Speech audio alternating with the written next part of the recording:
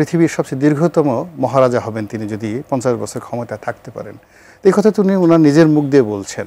তো এই জিনিসগুলো বাংলাদেশে আসলে ডক্টর মোহাম্মদ ইউনূসের আগে কেউ বলেননি। এবং গত 14 মাসে তিনি যে মিরাকেলগুলো দেখিয়েছেন বাংলাদেশের ইতিহাসে, এই মিরাকেল শহীদ প্রেসিডেন্ট জিয়াউর রহমান কিংবা বঙ্গবন্ধু দেখাতে পারেননি।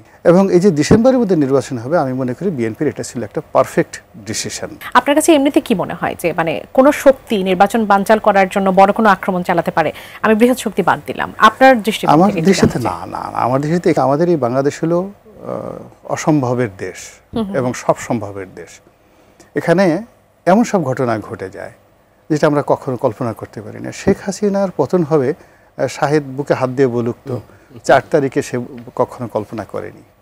কিংবা উনি ডক্টর মোহাম্মদ ইউনূসের সামনে একটা কোরআন শরীফ ধরে দেখেন, উনি কোরআন শরীফ ছুঁয়ে বলুন যে 7 তারিখ পর্যন্ত উনি বিশ্বাস করতে পেরেছেন কিনা যে না 7 তারিখে শেখ হাসিনার পতনের পরেও 7 তারিখে উনি যখন প্যারিসে ছিলেন, প্লেনে ওঠার আগ পর্যন্ত ওনার বিশ্বাস হয়েছে কিনা যে উনি going to B the prime minister বাংলাদেশের। এরপরে এখন উনি যে সকল কথাবার্তা বলছেন যে অনেক লোক তাকে বলছে যে আগামী 50 বছর স্যার থেকে যান। তো 50 বছর থাকা মানে 136 বছর বয়স। পৃথিবীর সবচেয়ে দীর্ঘতম মহারাজা হবেন তিনি যদি 50 বছর ক্ষমতায় থাকতে পারেন।